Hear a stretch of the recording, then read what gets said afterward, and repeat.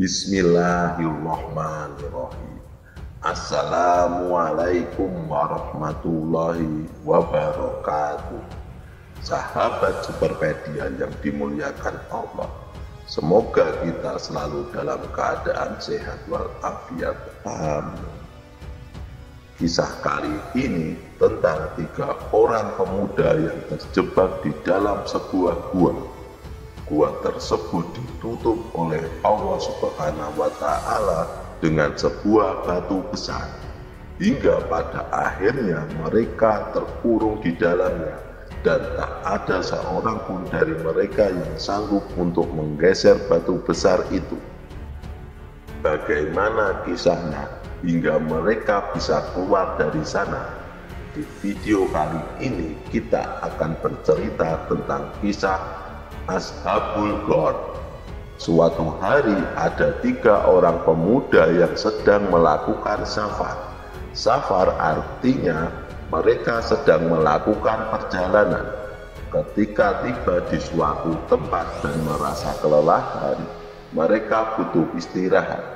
Mereka melihat sebuah gua, kemudian masuk ke dalam gua tersebut dengan maksud untuk beristirahat sejenak sebelum melanjutkan perjalanan kembali.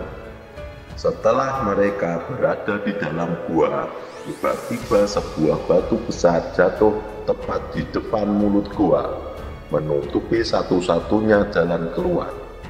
Maka terkurunglah 3 pemuda ini di dalam gua. Mereka berusaha mendorong batu itu agar bisa keluar. Namun karena besarnya ukuran batu itu, batu tersebut tidak bergeser sedikit pun, meskipun sudah didorong sekuat tenaga oleh ketiganya. Maka mulailah ketiga orang ini pasrah karena kebingungan. Mereka bisa saja mati kelaparan di dalam gua itu karena tidak ada makanan dan minuman. Akhirnya salah seorang di antara mereka memberi saran, bagaimana kalau kita berdoa kepada Allah Subhanahu wa Ta'ala dengan menceritakan amal soleh masing-masing? Mereka pun sepakat, karena sudah tidak ada lagi yang bisa menolong mereka kecuali Allah Subhanahu wa Ta'ala. Kemudian orang pertama mulai berdoa kepada Allah dan bercerita amal solehnya. Dia bercerita, "Ya Rabbku, dulu aku memiliki kedua orang tua, dan aku tidak pernah mendahulukan siapapun kecuali kedua orang tuaku ini, termasuk anak dan istriku. Aku adalah seorang penggembala kambing, dan setiap sore aku memerah susu kambing untuk kemudian kuberikan pertama kali kepada kedua orang tuaku. Baru setelah itu kuberikan kepada istri dan anakku. Begitulah terus seiring berjalannya waktu. Aku tidak pernah memberikan susu itu sebelum mendahulukan kedua orang tuaku. Hingga pada suatu hari ketika aku sangat sibuk, aku terlambat memberikan susu kepada kedua orang tuaku. Aku berlari ke rumah orang tuaku dengan membawakan susu, dan saat itu hari sudah mulai gelap. Setelah dia sampai di rumah orang tuanya, ternyata kedua orang tuanya sudah tidur. Ia pun menyesal dan menghukum dirinya sendiri dengan berdiri di samping orang tuanya yang sedang tidur sampai keduanya terbangun. Ia berdiri hingga waktu menunjukkan tengah malam. Istri dan anaknya sampai menyusul ke rumah orang tuanya, dan bahkan anaknya merengek kepadanya yang sedang diam berdiri meminta susu. Namun ia tetap berdiri dan tidak memberikan susu kepada anaknya sebelum memberikannya kepada kedua orang tuanya, karena ia sudah berjanji tidak akan mendahulukan siapapun kecuali kedua orang tuanya. Ketika waktu sudah menjelang pagi, kedua orang tuanya pun terbangun. Pria ini kemudian memberikan susu yang terlambat ia berikan, dan setelah itu ia baru memberikan susu kepada anak dan istrinya yang sudah mulai kelaparan di sebelahnya. Dia berkata, "Ya Rabbku, jika amalanku ini mendahulukan orang tuaku dibanding istri dan anakku, adalah bagian dari ibadah dan ada pahalanya, maka mohon bukakan pintu gua itu agar kami bisa keluar. Atas izin Allah, batu penutup itu pun bergeser, namun hanya sedikit saja, dan mereka masih belum bisa keluar dari sana. Kemudian orang kedua pun berdoa kepada Allah Subhanahu wa Ta'ala dan menceritakan amal solehnya. Ya Rabbu, dulu aku pernah suka kepada anak pamanku. Dia adalah seorang wanita yang soleha, sangat cantik, menjaga kehormatan dan kesuciannya, dan sangat menghargai keluarganya. Aku sudah mencoba menggoda dia, namun ia tidak mau. Bahkan aku pernah melamarnya dan ia menolaknya. Tapi aku sangat mencintai wanita ini. Hingga pada suatu hari terjadilah paceklik, kesusahan dan kelaparan di mana-mana. Kebetulan aku adalah orang yang sangat kaya di kampung itu.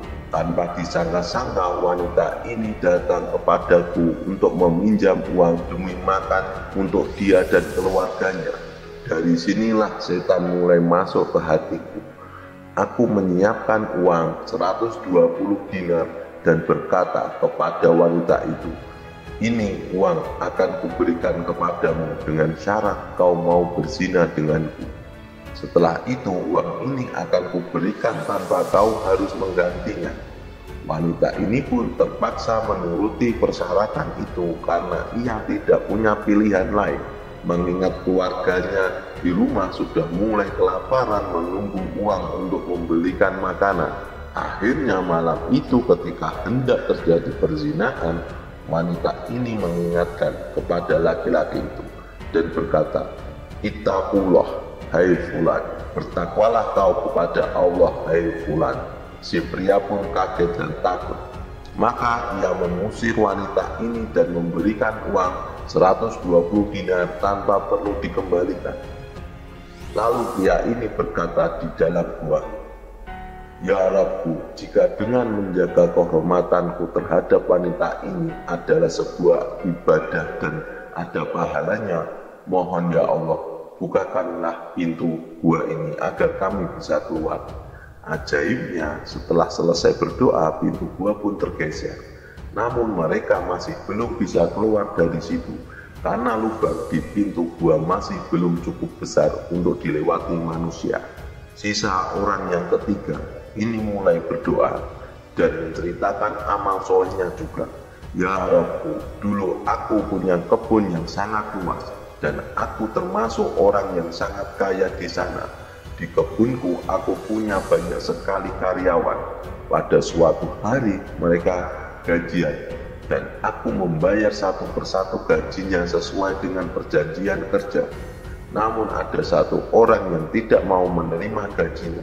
Orang ini marah dan meminta tambahan gajinya. Karena itu orang ini pergi begitu saja tanpa mengambil gajinya. Keesokan harinya ia tidak lagi bekerja di kebunku. Ia menghilang entah kemana. Aku merasa berdosa karena hal ini. Maka aku simpan gaji orang tersebut dengan membelikan 2 ekor bayi onta, 1 jantan dan 1 betina. Aku merawat kedua onta ini di sebuah lembah hingga mereka besar dan beranak pinak. Seiringnya berjalannya waktu, jumlah onta semakin banyak hingga lembah itu penuh dengan onta-onta yang aku rawat.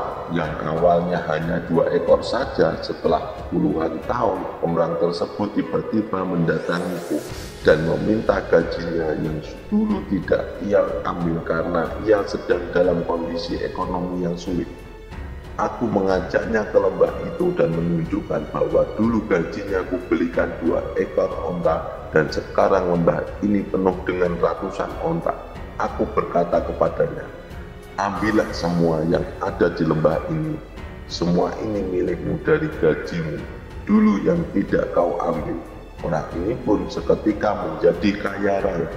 Pria ini pun berkata kepada Allah di dalam gua itu, "Ya Rabbu, apabila amanahku kepada karyawan-karyawanku adalah sebuah pahala, maka geserlah batu itu agar kami bertiga bisa keluar." Atas izin Allah Subhanahu wa Ta'ala, batu itu pun bergeser sehingga kami bisa keluar dari gua tersebut. Sahabat Superpedia, dari kisah ini ada 3 poin penting yang bisa kita ambil pelajaran. Yang pertama, betapa pentingnya berbakti kepada orang tua, karena surga itu ada di telapak kaki kedua orang tua terutama itu. Kemudian yang kedua, betapa pentingnya menjaga hawa nafsu. Puasa adalah ibadah yang baik karena membantu mengontrol hawa nafsu kita sebagai manusia. Yang terakhir, yang ketiga, betapa pentingnya menjaga amanah dalam bentuk apapun. Apabila kita diberikan sebuah amanah, maka jagalah amanah tersebut sebaik-baiknya agar termasuk orang-orang yang selalu dirindukan surganya Allah Subhanahu wa Ta'ala. Jadi itulah cerita tentang kisah Ashabul Ghor. Semoga cerita ini bermanfaat. Mohon maaf atas kekurangannya, yang benar datangnya dari Allah, kesalahan datangnya dari saya pribadi. Sampai jumpa di kisah-kisah seru selanjutnya. Saya akhiri. Wassalamualaikum warahmatullahi wabarakatuh.